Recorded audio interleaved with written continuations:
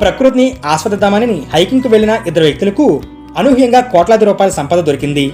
Check రిపబ్లిక్లోని ఈశాన్య పర్వతాల్లో ఈ సంఘటన వెలుగు చూసింది. అంతర్జాతీయ మీడియాల కథనాల ప్రకారం చెక్ రిపబ్లిక్లోని పాట్కారోరసి పర్వతాల్లో ఇటీవల ఇద్దరు పర్యాటకులు హైకింగ్కు వెళ్లారు. అలా వారు ముందుకు వెళ్తుండగా ఆ ప్రాంతంలోని 598 బంగారు నాణాలు, ఆభరణాలు, పొగ సంచులు కనిపించాయి. అంత మొత్తాన్ని అక్కడ చూసిన పర్యాటకులు ఆశ్చర్యపోయారు. ప్రస్తుతం ఈ సంపదంతా ఈస్ట్ బొహెమియన్ మ్యూజియంలో ఉంది. ఇది జరిగింది ఫిబ్రవరి నెలలో అయినా తాజాగా మ్యూజియం ఆ విషయాన్ని ఇప్పుడు వెల్లడించింది. స్వాధీనం చేసుకున్న నాణాలు 1808 కాలం నాటివిగా గుర్తించినట్లు తెలిపింది. ఫ్రాన్స్, బెల్జియం, ఒట్టోమన్ సామ్రాజ్య కాలం నాటి ఆ నాణాలు 1921 తర్వాత ఎవరైనా దాచిపెట్టి ఉంటారని అధికారులు భావిస్తున్నారు.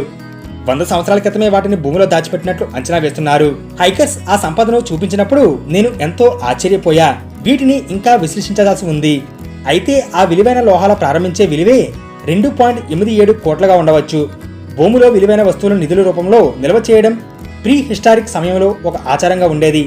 అనిశ్చిత పరిస్థితులు నెలకొన్న సమయంలో దానిని భూమిలో దాచి తర్వాత వచ్చి దానిని తీసుకుందామనే ఉద్దేశము ఈ నిధికి వెనుక కారణం కావచ్చు అని మ్యూజియం ఉన్నతాధికారి ఒకరు వెల్లడించారు. రెండో ప్రపంచ యుద్ధ సమయంలో నాజీలు ఈ నిధిని దాచి ఉండొచ్చన్న వాదన ప్రచారంలో ఉంది. అయితే చెక్ రిపబ్లిక్ చట్టాల ప్రకారం ఆ నిధిలో 10% హైకర్స్ దక్కొచ్చని మీడియా కథనం పేర్కొంది.